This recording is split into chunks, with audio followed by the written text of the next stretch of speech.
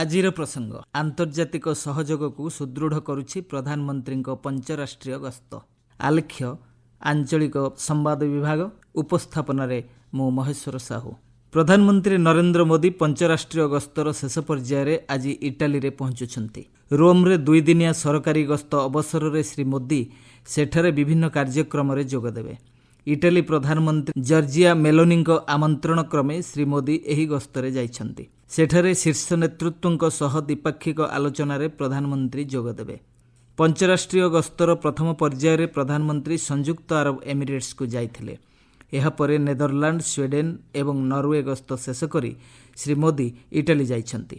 Italy ଗସ୍ତ ଶେଷ କରି ଆସନ୍ତାକାଲି ଶ୍ରୀ ମୋଦି ଭାରତ ପ୍ରତ୍ୟାବର୍ତ୍ତନ କରିବେ। ପ୍ରଧାନମନ୍ତ୍ରୀ ଶ୍ରୀ ମୋଦି ପ୍ରଥମ ଥର ପାଇଁ ନରୱେ ଗସ୍ତ କରିଥିଲେ।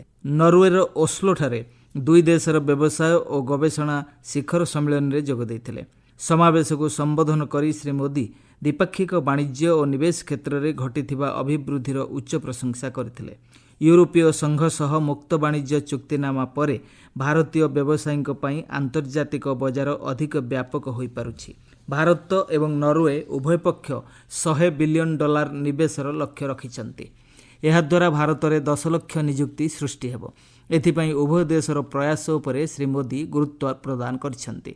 ସମ୍ମିଳନୀରେ ଶ୍ରୀ ମୋଦି ଭାରତର ଦୃଢ଼ ଏବଂ ନିରନ୍ତର ଅର୍ଥନୈତିକ ଅଭିବୃଦ୍ଧି, ମାନବ ସମ୍ବଳ, ଦକ୍ଷ ଏବଂ ଆକାଂକ୍ଷୀ ଯୁବବର୍ଗ, ସୁଦୃଢ଼ ବ୍ୟବସାୟ ବ୍ୟବସ୍ଥା ଏବଂ ନିବେଶ ଅନୁକୂଳ ନିୟାମକ ଢାଞ୍ଚା ଉପରେ ଆଲୋକପାତ କରିଛନ୍ତି। ଦେଶର ନୀଳ ଅର୍ଥନୀତି, ଜାହାଜ ନିର୍ମାଣ, ସବୁଜ ପରିବର୍ତ୍ତନ, ନବୀକରଣୀୟ ଶକ୍ତି, ସ୍ୱାସ୍ଥ୍ୟ ପ୍ରଯୁକ୍ତିବିଦ୍ୟା, ଗୁରୁତ୍ୱପୂର୍ଣ୍ଣ ଖଣିଜ ସାମଗ୍ରୀ ଏବଂ ଷ୍ଟାର୍ଟଅପ୍ ଭଳି ପ୍ରମୁଖ କ୍ଷେତ୍ରଗୁଡ଼ିକରେ ନିବେଶର ବ୍ୟାପକ ସୁଯୋଗ ରହିଛି। ଶ୍ରୀ ମୋଦି ନରୱେର ବ୍ୟବସାୟୀ ଗୋଷ୍ଠୀଙ୍କୁ ଭାରତରେ ପୁଞ୍ଜିନିବେଶ ପାଇଁ ଆହ୍ୱାନ ଦେଇଛନ୍ତି। ଉଭୟ ଦେଶର ବ୍ୟାବସାୟିକ ସମ୍ପ୍ରଦାୟ ନୂତନ ସହଭାଗିତା ଗଠନ କରିବା ସହିତ ସମ୍ପର୍କ ବୃଦ୍ଧି ପାଇଁ ମାର୍ଗ ଉନ୍ମୋଚନ କରିବା ଉପରେ ଶ୍ରୀ ମୋଦି ଗୁରୁତ୍ୱ ଦେଇଛନ୍ତି। ସମ୍ମିଳନୀରେ ବିଭିନ୍ନ କମ୍ପାନୀର 50ରୁ ଅଧିକ କାର୍ଯ୍ୟନିର୍ବାହୀ ଅଧିକାରୀ ଏବଂ ଉଭୟ ଦେଶର ବ୍ୟବସାୟ ଓ ଗବେଷଣା କ୍ଷେତ୍ରର 250ରୁ ଅଧିକ ପ୍ରତିନିଧି ଯୋଗ ଦେଇଥିଲେ। ସମ୍ମିଳନୀ ଅବସରରେ ଭାରତ ଓ ନରୱେର ବିଭିନ୍ନ କମ୍ପାନୀ ଏବଂ ପ୍ରତିଷ୍ଠାନ ମଧ୍ୟରେ କେତେକ ବୁଝାମଣାପତ୍ର ସ୍ୱାକ୍ଷରିତ ହୋଇଛି। ନରୱେ ଗସ୍ତ ପୂର୍ବରୁ ପ୍ରଧାନମନ୍ତ୍ରୀ ପଞ୍ଚରାଷ୍ଟ୍ରୀୟ ଗସ୍ତର ତୃତୀୟ ପର୍ଯ୍ୟାୟରେ ସ୍ୱିଡେନ୍ରେ ପହଞ୍ଚିଥିଲେ।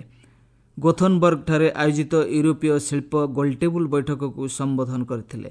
ଭଲ୍ଭୋ ଗ୍ରୁପ୍ ଦ୍ୱାରା ଆୟୋଜିତ ଏହି ବୈଠକରେ ଶ୍ରୀ ମୋଦିଙ୍କ ସହ ସ୍ୱିଡେନ୍ ପ୍ରତିପକ୍ଷ ଉଲ୍ଫ କ୍ରିଷ୍ଟର୍ସନ୍ ଏବଂ ୟୁରୋପୀୟ କମିଶନର ଅଧ୍ୟକ୍ଷ ଉର୍ସୁଲା ଭନ୍ ଡେର୍ ଲେନ୍ ଯୋଗ ଦେଇଥିଲେ।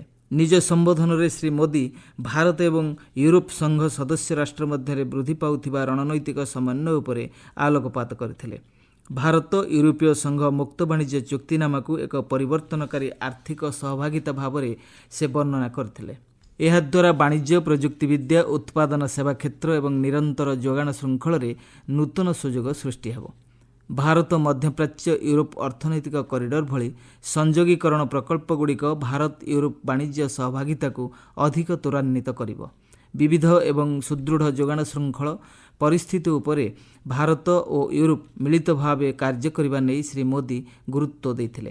ଭାରତରେ ଦୂରସଞ୍ଚାର ଓ ଡିଜିଟାଲ ଭିତ୍ତିଭୂମି, କୃତ୍ରିମ ବୁଦ୍ଧିମତ୍ତା, ସେମିକଣ୍ଡକ୍ଟର, ଇଲେକ୍ଟ୍ରୋନିକ୍ସ ଏବଂ ଡିପ୍ଟେକ୍ ନିର୍ମାଣ, ସ୍ୱଚ୍ଛ ଶକ୍ତି, ସହରାଞ୍ଚଳ ବିକାଶ, ସ୍ୱାସ୍ଥ୍ୟସେବା ଓ ଜୀବବିଜ୍ଞାନ ଭଳି କ୍ଷେତ୍ରରେ ସହଭାଗୀ ହେବାକୁ ପ୍ରଧାନମନ୍ତ୍ରୀ ୟୁରୋପୀୟ ଶିଳ୍ପ ନେତୃତ୍ୱଙ୍କୁ ଆମନ୍ତ୍ରଣ କରିଥିଲେ। ସ୍ୱିଡେନ୍ ଗସ୍ତ ପୂର୍ବରୁ ଶ୍ରୀ ମୋଦି ନେଦରଲ୍ୟାଣ୍ଡ ଗସ୍ତରେ ଯାଇ ଦ୍ୱିପାକ୍ଷିକ ରଣନୈତିକ ଭାଗିଦାରିତାର ଭବିଷ୍ୟତ ରୂପରେଖ ପ୍ରସ୍ତୁତ ନେଇ ମତ ବିନିମୟ କରିଥିଲେ।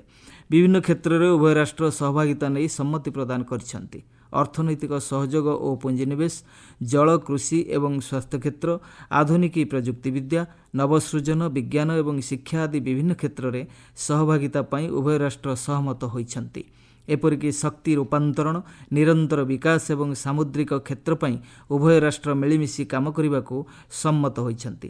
ଅନ୍ୟାନ୍ୟ କ୍ଷେତ୍ରଗୁଡ଼ିକ ମଧ୍ୟରେ ପ୍ରତିରକ୍ଷା ସହଯୋଗ, ସୁରକ୍ଷା, ସୂଚନା ଆଦାନ ପ୍ରଦାନ, ଲୋକସମ୍ପର୍କ, ସଂସ୍କୃତି ଆଦି ବିଭିନ୍ନ କ୍ଷେତ୍ରରେ 2 ଦେଶ ମିଳିମିଶି କାର୍ଯ୍ୟ କରିବେ ବୋଲି ସ୍ଥିର ହୋଇଛି।